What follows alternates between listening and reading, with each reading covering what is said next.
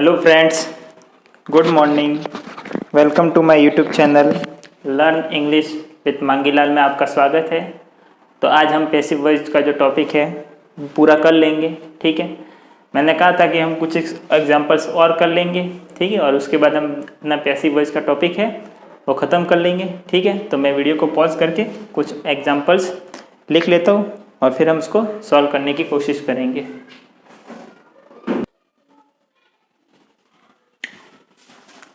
तो ये मैंने कुछ और एग्जांपल्स लिखे हैं। अगर ये पैसिव वॉइस में है तो आपको एक्टिव वॉइस में चेंज करना है, और एक्टिव वॉइस है तो आपको पैसिव वॉइस में चेंज करना है, मतलब इनकी वॉइस को चेंज करना है। वी इलेक्टेड बबलू कैप्टन, हमने बबलू को अपना कैप्टन चुना। ठीक है, तो ये हो गया पास्ट सिंपल, पांचवें टेंस का वाक्य। तो इसको कैसे लिखेंगे?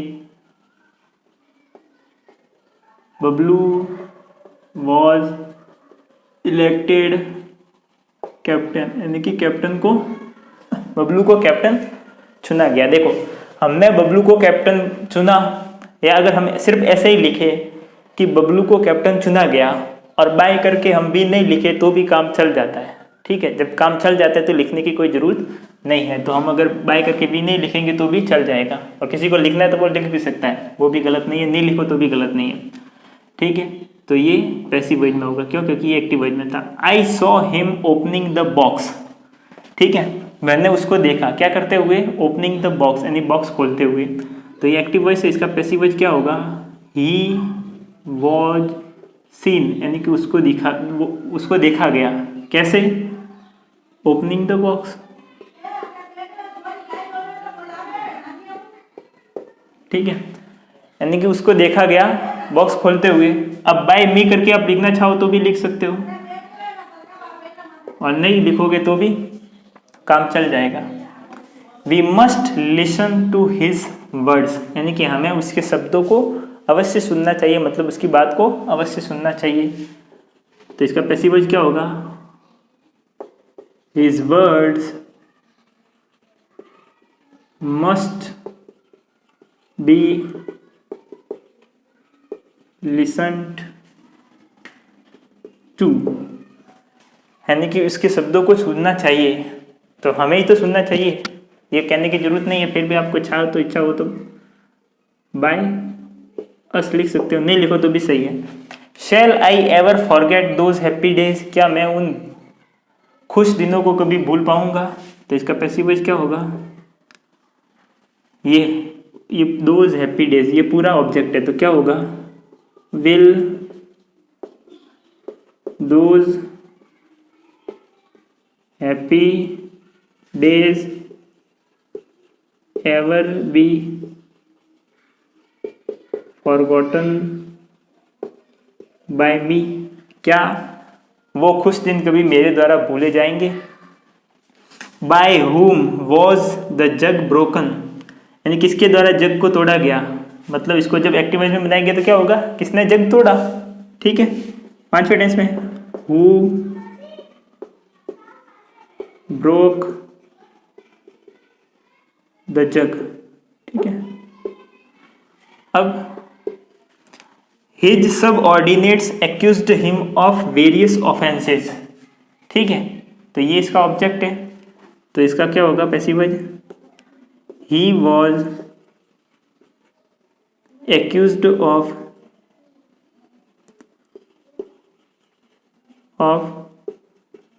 Various offences by his subordinates, यानी कि उसके सबऑर्डिनेट्स के द्वारा उसको बहुत सारे अपराधों के लिए उसको दोषी ठहराया गया, आरोप लगाया गया। The telegraph wires have been cut, यानी कि टेलीग्राफ के पहले टेलीग्राफ होता था। ठीक है, तो वो जैसे इस प्रकार आज के ज़माने में व्हाट्सएप की तरह मैसेज कर सकते हैं, पहले टेलीग्राफ होता था। तो टेलीग्राफ के वायर होते थे, तो मान लो किसी ने टेलीग्राफ के वायर काट दिए हैं। अब काट दिए हैं तो किसी ने तो काटे होंगे, तो जब पैसिव वॉइस बनाएंगे तो क्या समवन लिखेंगे? ठीक है, नहीं, ये ऑलरेडी पैसिव वॉइस में लिखा गया है, हैव बीन के बाद में वर्ब की थर्ड फॉर्म है। तो इसका एक्टिव वॉइस क्या होगा? Someone has cut the telegraph wires. अब देखो, without effort nothing can be gained. ये can plus be plus verb की थर्ड फॉर्म आई है, मतलब ये पैसिव वॉइस में है। ठीक है, इसको एक्टिव वॉइस में बनाना है। तो एक्टिव वॉइस में क्या होगा, without effort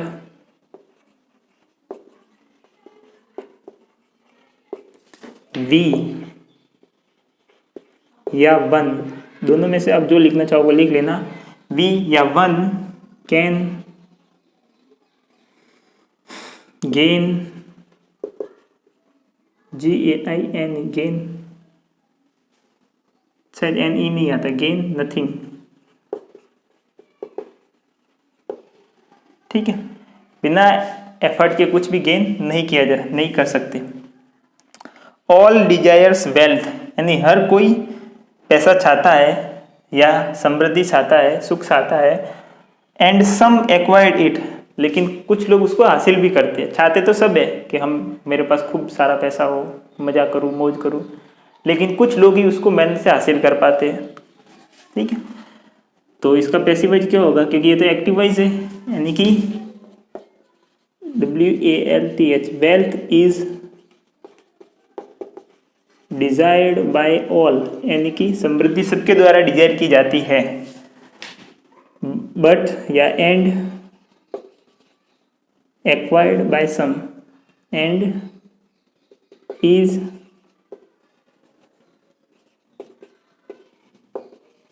acquired by some, यानी कि कुछ लोगों के द्वारा ही उसको एक्वायर किया जाता है, यानी कि हासिल किया जाता है। Why should I be suspected by you, ये शुड आ गया, बी और वर्ब की थर्ड फॉर्म आ गई, यानी कि modal plus be plus verb की थर्ड फॉर्म आ गई, मतलब ये ऑलरेडी पैसिव वॉइस में ही है। तो इसका एक्टिव वॉइस बनाना है, तो पहले क्वेश्चनिंग वर्ड ऐसा कैसे लिखो, इंटेरोगेटिव है तो ये शुड ऐसा कैसे आएगा, और अब यहाँ पर आएगा शुड यू, फिर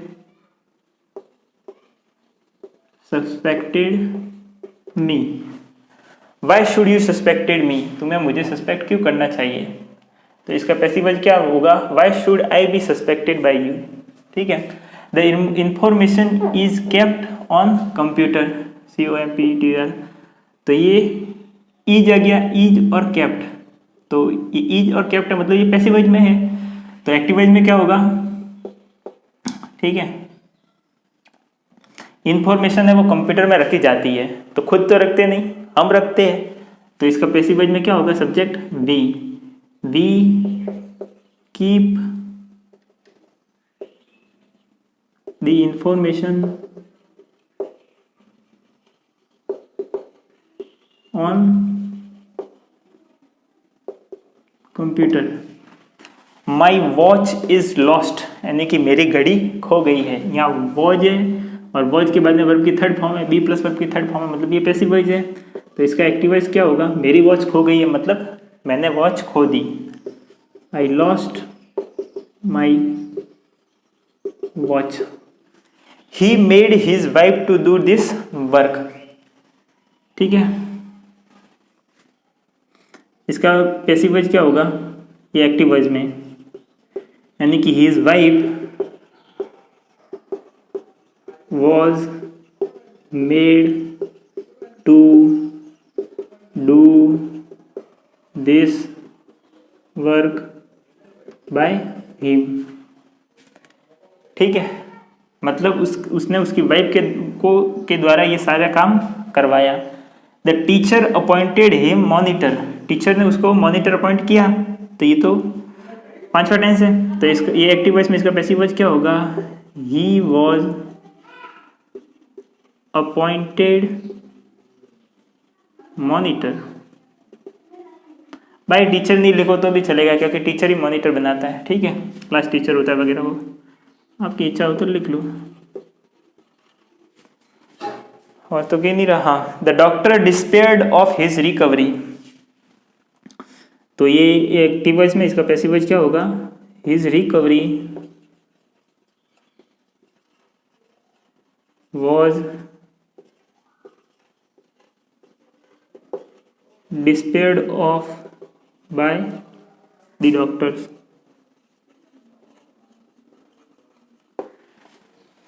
ठीक है, तो इतने सारे जो एग्जाम्पल्स हैं वो मैंने आपको बताए और हमारा जो पैसिव वॉइस का टॉपिक है वो पूरा हो जाता है। अब हम अपना नेक्स्ट जो टॉपिक है वो पढ़ेंगे नरेशन, यानी कि डायरेक्ट इनडायरेक्ट वाले, डायरेक्ट से इनडायरेक्ट में कन्वर्ट करते हैं ना वो। ठीक है, लेकिन उसमें एक चीज़ बहुत काम आती है, वो आती है प्रोनाउन। ठीक है, क्या मान लो कि जैसे कि है आई है, आई ऑब्जेक्ट के स्थान पे आ गया तो क्या होगा, मी। आई अगर पजेसिव के स्थान पे आएगा पजेसिव केस तो क्या होगा, माई। अगर पजेसिव नाउन आ गया तो क्या होगा, माइन। इसी तरह वी का क्या होगा, ऑब्जेक्टिव अस। अगर पजेसिव केस आ गया, पजेसिव एडजेक्टिव आ गया तो अवर, और अगर पजेसिव नाउन आ गया तो अवर्स।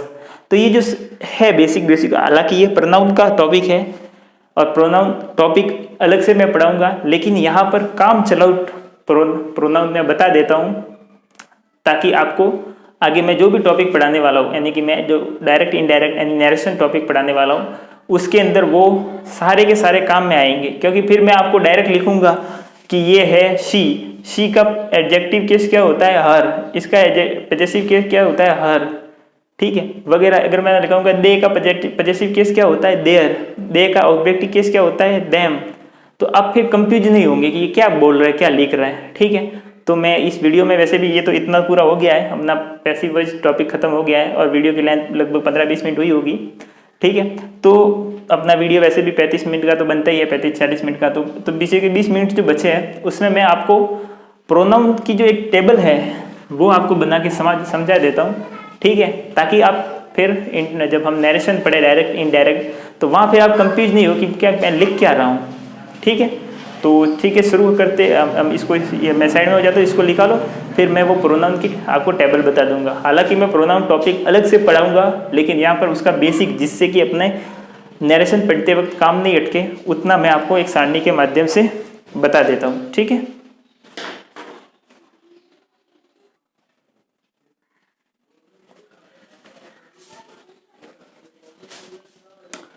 ठीक है, तो मैं आपको प्रोनाउन की टेबल बता देता हूँ, तो आप ध्यान रखना।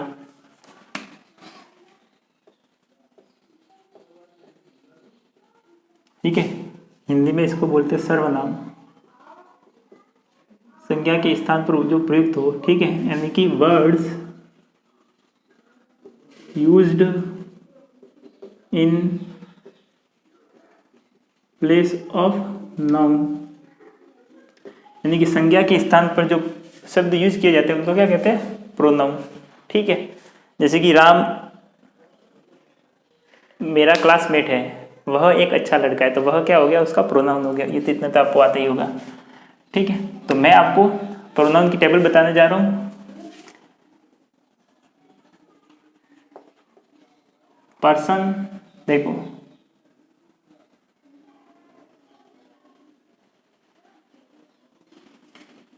पता नहीं सी दिया कि टेढ़ी है, चलो जाने दो।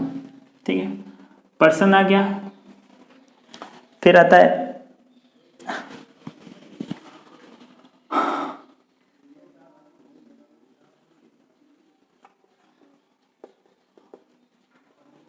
सब्जेक्टिव केस, या इसको बोलते हैं नॉमिनेटिव केस।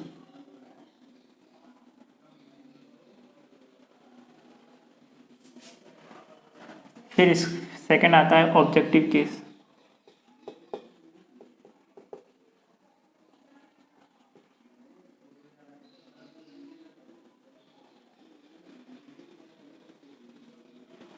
फिर आता है पजेसिव एडजेक्टिव, या इसको आप पजेसिव केस भी बोल सकते हो, जो आपकी इच्छा। शायद लाइन टेढ़ी जा रही है, क्या जा रही है तो जाने दो। ठीक है,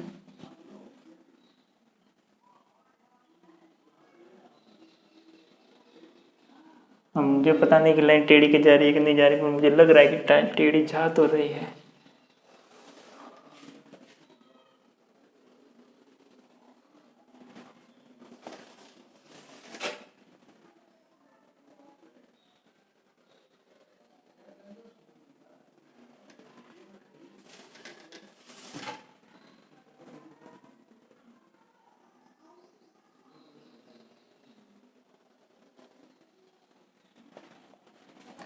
फिर आ जाए इसमें पजेसिव नाउन,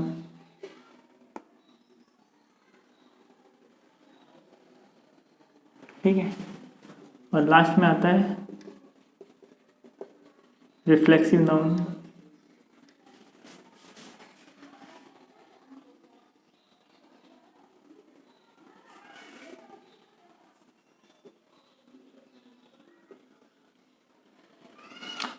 ये सारणी आपको ऐसी की ऐसी उतारनी है, ठीक है, क्योंकि ये सारणी अगर आपको नहीं आती तो आप डायरेक्ट इनडायरेक्ट के क्वेश्चन नहीं कर पाओगे, नरेशन के क्वेश्चन नहीं कर पाओगे। अब मैं आपको बताता हूँ, आपने बचपन में संस्कृत पढ़ी होगी, तो उसमें पुरुष बताते हैं, प्रथम पुरुष, मध्यम पुरुष, उत्तम पुरुष, ठीक है। इसी प्रकार इसको मारो गोली, इसको साइड में कर दो। अब आओ इंग्लिश पर। इंग्लिश में भी जो सब्जेक्ट होते हैं उनको 3 पर्सन के रूप में डिवाइड किया गया है, ठीक है, first person, second person, third person. अब समझो कि ये तीनों चीज है क्या। जो कर्ता या जो सब्जेक्ट बोलने वाला होता है, ठीक है, मैं बोल रहा हूं, ठीक है, मैंने एक वाक्य कहा, ठीक है, वे लोग फुटबॉल खेल रहे हैं,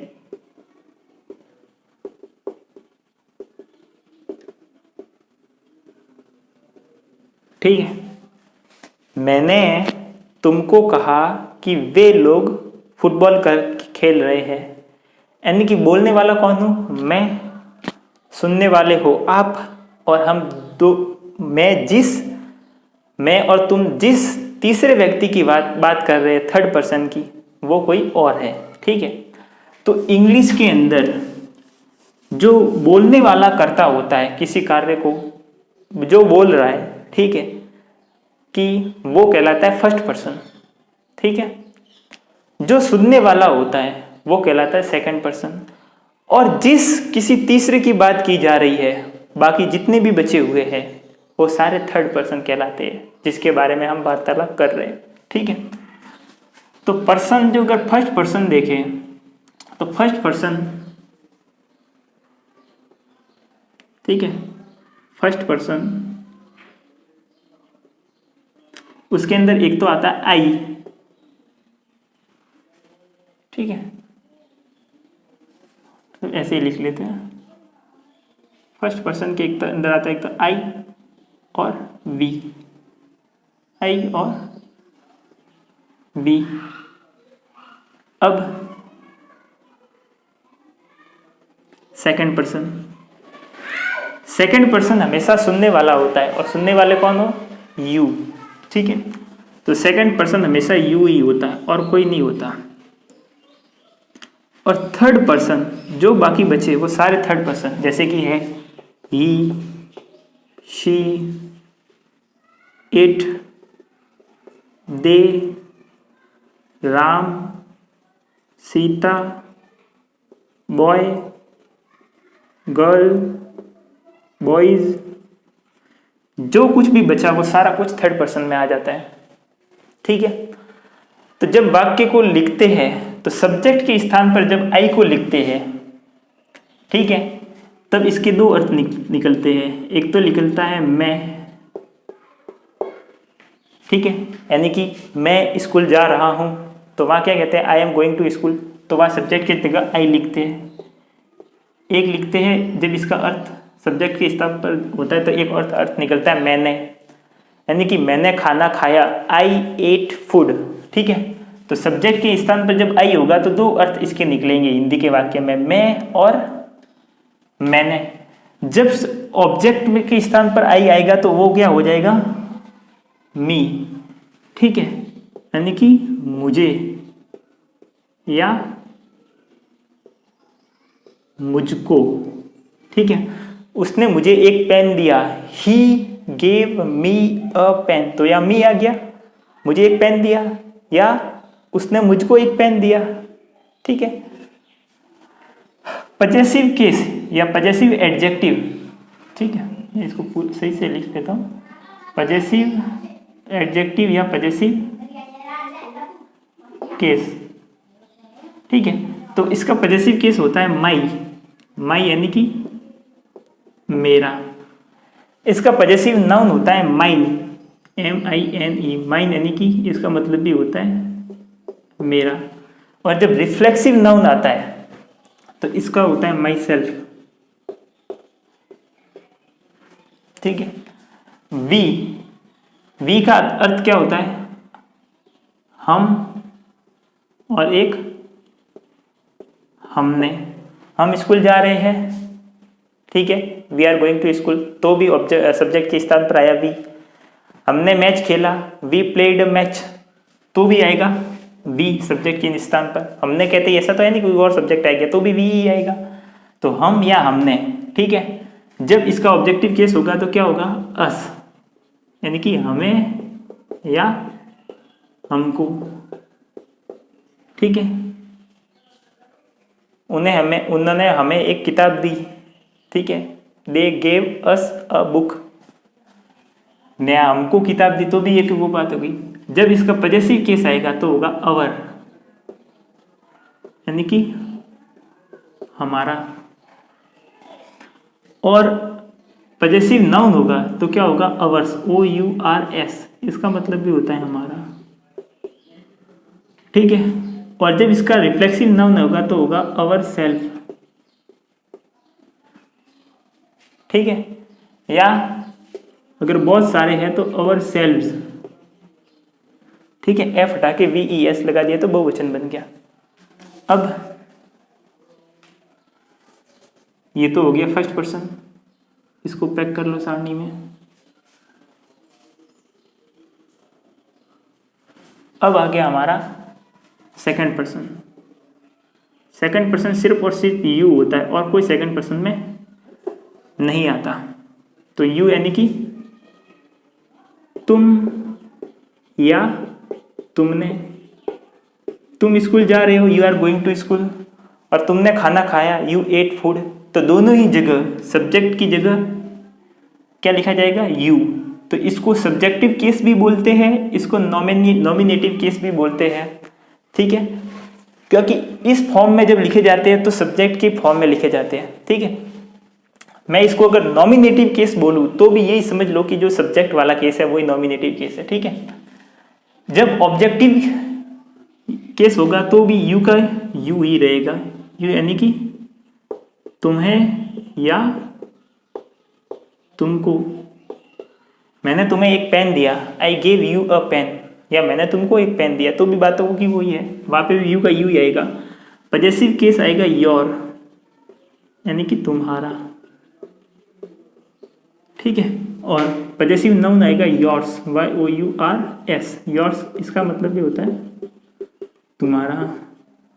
ठीक है, और रिफ्लेक्सिव नाउन होता है योर सेल्फ या योर सेल्व्स। जब ये एक वचन हो तो सेल्फ, बहुवचन हो तो योर सेल्व्स। ठीक है, तो अब सेकंड पर्सन है, इसको भी कर लो बंद। अब पीछे क्या रहा? Third person. ठीक है, मान लो थर्ड पर्सन में लिखा हमने ही यानी कि वह खाना खा रहा है, ही इज ईटिंग फूड। ठीक है, और उसने खाना खाया, तो भी ऐसे लिखेंगे ही एट फूड, या उसने गिलास तोड़ा, ही ब्रोक द ग्लास। ठीक है, तो जब नॉमिनेटिव केस आएगा तो ही का अर्थ वह या उसने दोनों निकलेगा। जब ऑब्जेक्टिव केस आएगा तो हिम। ठीक है, यानी कि उसको। ठीक है, तो उसको या उसे। मैंने उसे एक पेन दिया या मैंने उसको एक पेन दिया तो होगा हिम। जब पजेसिव केस आएगा तो होगा हिज, यानी कि उसका pen, his pen, his bag, his car, his mobile. जब पजेसिव नाउन आएगा तो एक मिनट, ये घंटी फिर से बज गई।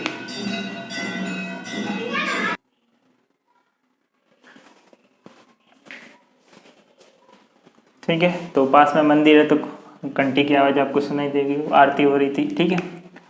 और जब हीज है, पजेसिव केस है तो हीज होगा, पजेसिव नाउन होगा तो HIS और उसके ऊपर एक एपोस्ट्रोफी, बस इतना ही। क्योंकि इसके पीछे S लग गया, इसके पीछे S लग गया, और जब S होता है तो S नहीं लगता, सिर्फ और सिर्फ एपोस्ट्रोफी लगती है, और इसका मतलब भी होता है उसका। और रिफ्लेक्सिव नाउन क्या होगा? हिमसेल्फ। अगर मान लो ही की जगह है शी, तो भी इसका अर्थ होगा वह जा रही है, ठीक है, या उसने खाना पकाया, या उसने। जब इसका ऑब्जेक्टिव केस आएगा तो हर, ठीक है, उसका मतलब ये होगा उसको या उसे। जब पजेसिव केस आएगा तो होगा हर, ठीक है। इसका ऑब्जेक्टिव केस भी हर होता है, पजेसिव केस भी हर होता है, यानी कि उसका। और पजेसिव नाउन होता है हर्स, HERS, यानी उसका। और इसका रिफ्लेक्सिव नाउन होता है हरसेल्फ। अब मान लो है दे यानी कि वे खाना खा रहे हैं, ठीक है। या मान लो उन्होंने, कैसे? जैसे कि उन्होंने मैच जीता, दे वॉन द मैच, तो वहां पर भी तो आएगा दे नॉमिनेटिव केस की जगह, तो वे या उन्होंने, ठीक है। इसका ऑब्जेक्टिव केस होगा देम, यानी कि उन्हें या उनको। जब पजेसिव नहीं, ऑब्जेक्टिव केस होगा तो उन्हें या उनको, और पजेसिव केस होगा तो देयर यानी कि उनका। और पजेसिव नाउन होगा तो देयर्स, THEIR और S लग जाएगा, यानी कि उनका, ठीक है। और जब वो लगेगा रिफ्लेक्सिव नाउन तो होगा themselves।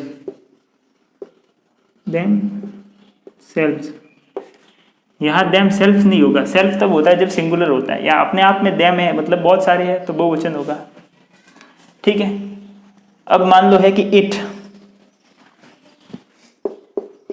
यानी कि यह या इसने,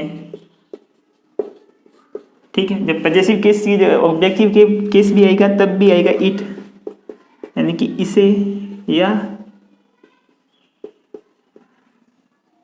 इसको, ठीक है। और जब आ गया वो पजेसिव केस, ये ऑब्जेक्टिव केस है, पजेसिव केस आ गया तो इट्स, ठीक है, यानी कि इसका। और अगर मान लो आ गया पजेसिव नाउन तो इट्स, ITS, और फिर अब इसके पीछे भी S लगा हुआ है तो वापस S नहीं लगाएंगे, सिर्फ S के ऊपर एपोस्ट्रोफी कर देंगे, जैसे किया गया हीज के ऊपर एपोस्ट्रोफी S कर दिया था, यानी कि उसका। और ये हो जाएगा इटसेल्फ, ठीक है। अब मान लो कि जैसे कि आ गया राम, ठीक है, तो इसका एक अर्थ राम या राम ने, ठीक है। लेकिन इसके पीछे वाला सेम ही रहेगा, एक लड़के के जैसे, ही के जैसे। जब ऑब्जेक्टिव केस में राम आएगा तो हिम, ठीक है, उसे या उसको। पजेसिव केस आएगा तो आएगा हीज, यानी कि उसका, ठीक है। पजेसिव नाउन आएगा तो हीज, S, यानी कि उसका, ठीक है। और हिमसेल्फ, ठीक है। अगर मान लो आ गया सीता, ठीक है, तो भी क्या आएगा? सीता या सीता ने।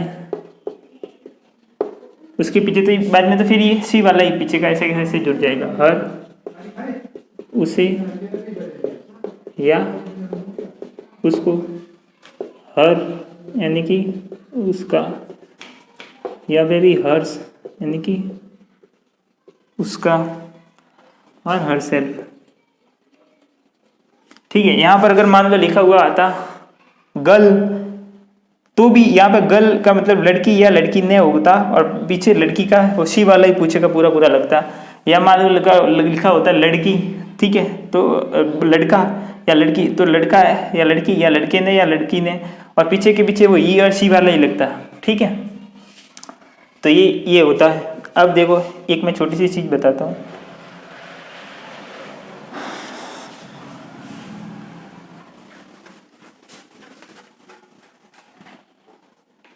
चलो इतने में ये सारणी तो आ गई।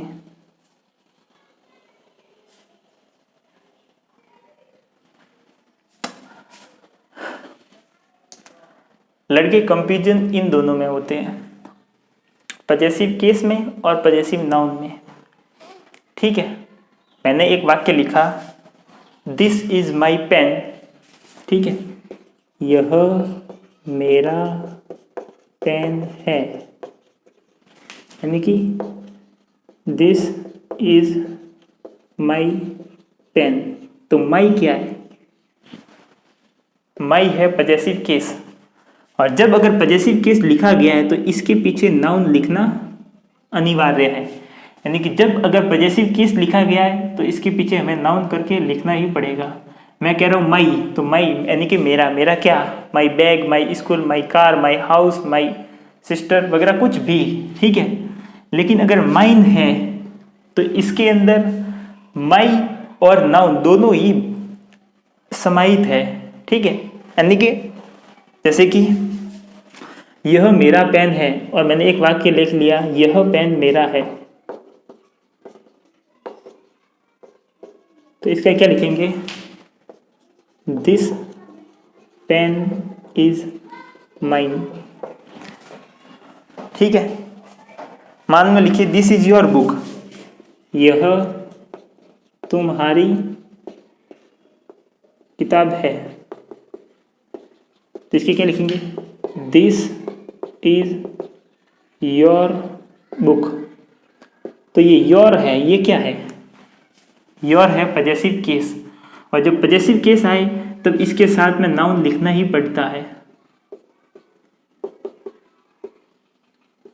और इन सब के साथ में भी प्लस करके नाउन लिखना ही पड़ेगा। लेकिन अगर मान लो ये लिखते यह तुम्हारी किताब है, ठीक है, और यह किताब तुम्हारी है, इस वाक्य को ऐसे भी लिख सकते हैं कि यह किताब तुम्हारी है, तो इसको कैसे लिखेंगे? दिस बुक इज योर नहीं लिखेंगे, योर्स लिखेंगे, योर्स, YOURS, ये वाला। यानी कि जब पजेसिव नाउन लिखते हैं तो उसके बाद वापस नाउन लिखने की जरूरत नहीं होती, लेकिन जब पजेसिव केस लिखते हैं या पजेसिव एडजेक्टिव भी इसको कई बुक में लिखा गया है, ठीक है, तो जब पजेसिव केस या पजेसिव एडजेक्टिव लिखते हैं तो इसके पीछे नाउन लिखा जाता है। अगर मैं ये कहूँ कि दिस इज योर पेन, ठीक है, तो सही होगा, लेकिन मैं ये कहूँ कि दिस पेन इज योर्स, तो भी सही है। ठीक है, क्योंकि योर्स के बाद मैंने वापस पेन नहीं बोला, क्योंकि योर्स अपने आप में पजेसिव नाउन है। लेकिन जब मैंने ये बोला कि दिस इज योर पेन, तो योर पजेसिव केस है, तो उसके बाद में मैंने पेन बोला, दिस इज योर पेन। ठीक है, तो बस यही ध्यान रखने वाली बात है कि पजेसिव केस या पजेसिव एडजेक्टिव के बाद में नाउन लिखा जाता है, जबकि पजेसिव नाउन के बाद में कभी भी नाउन नहीं लिखा जाता। पजेसिव का मतलब होता है किसी चीज़ पर उसका अधिकार बताता है। मैं कहता हूँ my book, my pen, my mobile, my car, my house, मतलब उस चीज़ पर मेरा अधिकार है। पजेशन का मतलब होता है किसी चीज़ पर अधिकार बताना। ठीक है, पजेस, स्वामित्व दर्शाना। तो ये है प्रोनाउन की टेबल, जो हम जब आगे वाला टॉपिक पढ़ने वाले हैं, डायरेक्ट इनडायरेक्ट यानी कि नरेशन, ठीक है, उसमें ये बहुत सारा आएगा। मैं डायरेक्ट यही कहूँगा कि ही का पजेसिव नाउन क्या होगा? हिज। फिर मैं कहूँगा शी का पजेसिव नाउन क्या होगा? हर्स। फिर मैं ये कहूँगा दे का ऑब्जेक्टिव केस क्या होगा? देम। ये मैं फिर ये बोलूँगा कि देयर का है, देयर का सब्जेक्टिव केस क्या होगा या नॉमिनेटिव केस क्या होगा? यानी कि दे। ठीक है, मैं किसी से भी कुछ भी पूछ सकता हूँ और मैं वहाँ पर डायरेक्ट लिखूँगा। तो वहाँ डायरेक्ट लिखूँगा तो आपको समझ में तो आना चाहिए कि मैंने कहाँ से लिखा। तो ये है पूरी की पूरी सारणी जो आपको बताएगी कि पर्सन क्या होते हैं। फर्स्ट पर्सन में आई और वी आते हैं, सेकंड पर्सन में सिर्फ यू आता है, और बीच बचे हुए जितने भी हैं सब्जेक्ट वो थर्ड पर्सन कहलाते हैं। ठीक है, और मैंने उनका नॉमिनेटिव केस में यानी कि सब्जेक्टिव केस में, ऑब्जेक्टिव केस में, पजेसिव एडजेक्टिव में, पजेसिव नाउन में और रिफ्लेक्सिव नाउन में कैसे लिखते हैं वो सारा कुछ मैंने लिखा दिया है तो मैं साइड में हो जाता हूँ, आप इसको स्क्रीनशॉट ले लो या पॉज करके लिख लो, ठीक है, क्योंकि ये सारणी आगे बहुत ही ज़्यादा काम आने वाली है। तो हम मिलते हैं अपने नेक्स्ट टॉपिक के साथ, और नेक्स्ट टॉपिक है हमारा डायरेक्ट इनडायरेक्ट या नरेशन जिसको हम बोलते हैं, ठीक है। तो आपको मेरा पढ़ाना हुआ अच्छा लगा हो, समझ में आया हुआ हो, तो कमेंट में आपको बताना है कि कैसा लगा। अच्छा लगा हो वीडियो तो लाइक तो ज़रूर कीजिए, ठीक है। शेयर इस वीडियो को करने की जिम्मेदारी आपकी है, बार बार कहना अच्छा नहीं लगता, ठीक है। और सब्सक्राइब आपने किया ही होगा, लोगों को भी इस चैनल के बारे में बताइए, ठीक है। तो मिलते हैं हम अपने नेक्स्ट वीडियो में नेक्स्ट टॉपिक के साथ। तब तक के लिए आप सबको जय श्री कृष्णा, जय श्री राम, आप सबको प्रणाम। Okay bye, take care.